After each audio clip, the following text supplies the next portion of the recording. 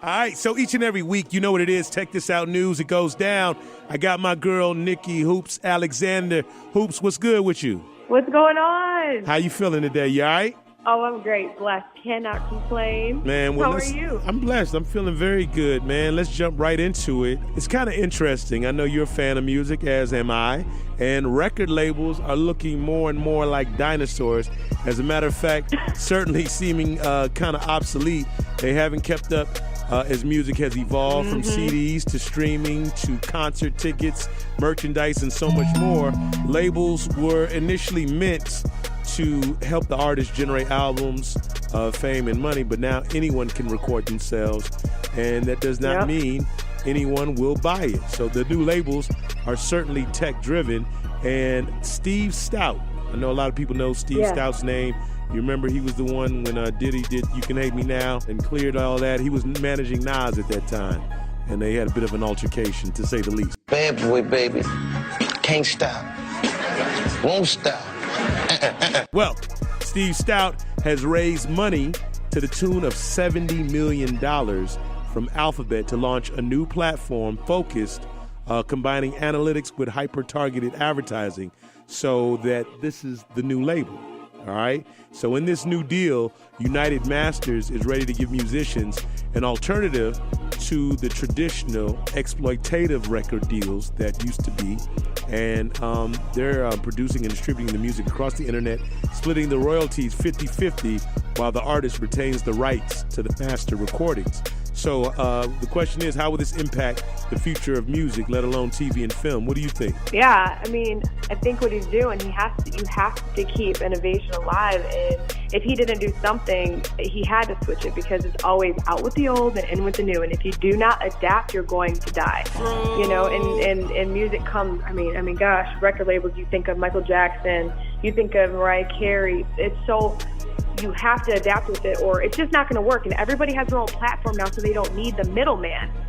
Yeah. You know? That's definitely what the internet seemingly has replaced, removed, and it's encouraged a peer-to-peer situation where you can, and social media as a whole, I mean, it allows the fans to really connect with the individual that they admire or enjoy.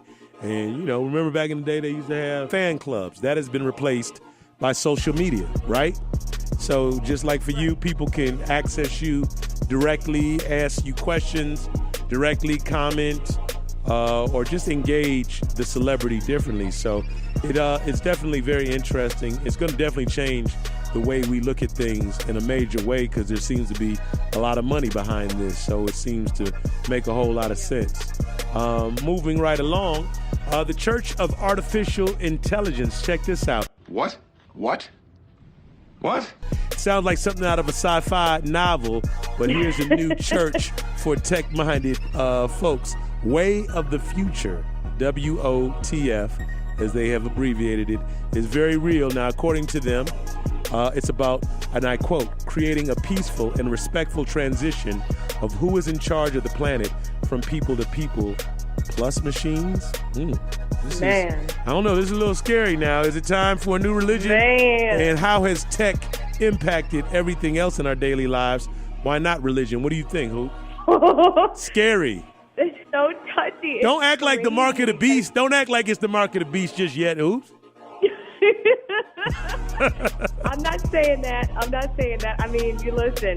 I feel like religion is just a segregated group of people that believe in and have 100% faith in what drives them in the world now. And so everybody's entitled. That's why we're in a free country, to their own beliefs. Yeah. And I believe God created the heavens and the earth. That's never going to change. However, times do change, and people change with it. And people need, just like this society or this new religion, I think they're going to keep on making it up. Individual people create kind of their own religion anyway. You know what I'm saying? People are moving away from the church, and they're kind of coming into their own self, and they have their own personal relationship with whoever it is or whatever it is that they believe in. So, I mean, you're right. I'm not shocked by it. You know what I'm saying?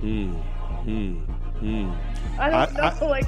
I don't know either. I mean, I think it's okay. I mean, I'm respectful of anyone in their beliefs. I think that, like you said, traditional religion, I don't know, it's an interesting construct. I I think that we do have to be, a lot more open-minded. Way of the future, this sounds like a whole lot more than just having the iPad accessible to make your donations. So that's what I'm saying. I don't, you know what I mean? We already got the robots sweeping floors. I don't leave know. them and let them go. So I don't know. I don't know. So if the robot is your the usher, you might have a robot as your usher coming up very soon. Who knows? And speaking of robots, me, my wife, and our sex robot. That could be a very real thing. That could be a very real thing. It's happening now. Robots are making their way into our everyday life. The dog will still be present, but there may also be a new member of the family, i.e. the robot. Now, the robot will be your companion, serving you in so many different ways. Personal robots are expected by, to the tune of $87 billion by 2025? This is amazing. Oh, my God. So if people have personal robots, and I know that, the porn industry drives a lot of technology, to be quite honest. So sex robot dolls are becoming big business, and manufacturers are making them as human as possible for your personal needs. So your wife, your husband, not giving you what you want. We're going to have to talk about it. I mean, in this age of harassment, how do you think a sex robot will impact the future of relationships? And will or could sex robots reduce sexual harassment? What do you think? I think that opens up a whole new, and listen, I don't think that it's something new, sex robots or however, whatever. I mean, we've all had toys and all types of different trinkets that we just keep it private, but now it's just out there, and so that's going to become the new norm. It's crazy to me. Once again, I'm not surprised. Will it reduce the risk of sexual harassment? Man, I don't even. We live in such a robot world anyway, where people are they're not even used to communicating anymore to a person, so that's why I'm not even surprised by it. But for our children or however, whatever, I don't know. What are you going to see them walking down the hallway humping walls and doors now? Maybe it might do something back. I don't know. You just don't know. I don't know. Like, that just opens up a whole box of anything is possible. So I don't know what it... Because you know what? I don't know. That's all I'm going to say. You're going to hold that thought. I got you. Don't worry. I got you back. No worries. We'll see if sex robots reduce sexual harassment or not. Yeah, this is going to be interesting with these robots. I mean, and I don't want to be too funny, but this... I know, Hoops. This is like that's a different type of threesome. It sure is, but I mean, who bring in the mechanics? Yeah, like, how does that even happen, and who asked for it? I know, what I'm saying? right? Like, I'm just saying. Hold on. What about this? who gets to pick it out? You know what I mean? Like who's picking out? I know. Yeah. I know that, right. It's crazy. Let's check this out. This is interesting, too. Drones in prison. Now, this is a first. In Arizona, guards recovered a crashed drone that was trying to deliver drugs and cell phones to inmates. Now, similar incidents have been happening around the country as officials are now noticing how criminals are using more technology inside the big house. Now, smartphones like the iPhone X are now being made available on the low in prison.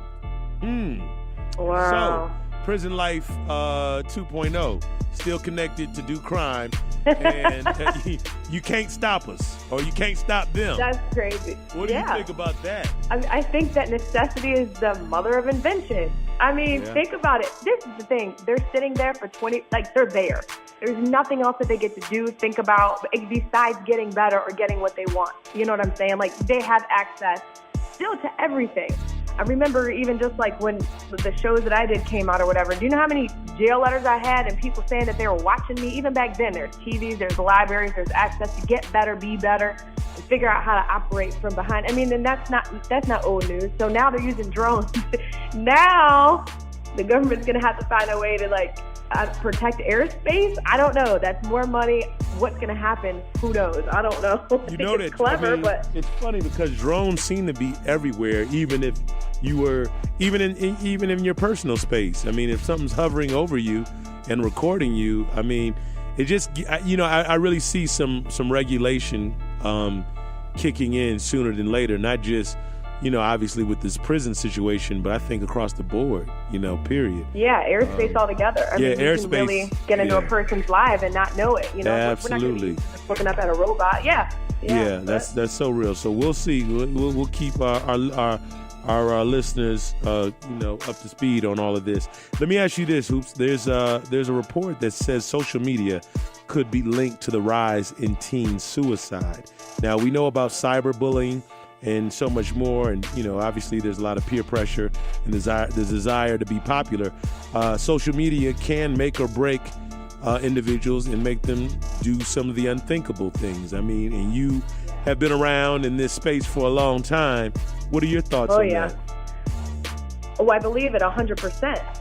And I'll tell you specifically and personally why. I feel the anxiety from keeping up with social media. And I'm a professional, you know what I'm saying? I'm not a child or a kid. And, we grew up different. We had parents that were a little bit different. I mean, and everything is so tech-based and people are in their phones. So with children and kids or teenagers, I just think the stress that here we are again with no identity or wanting someone else's identity, and you can't keep up with it, or you're searching for hours and hours, finding a look.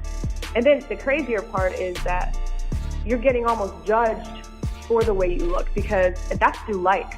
So if a child or a kid is like, oh, I only got so many likes, that just means people don't like me. That's pressure, that's stress.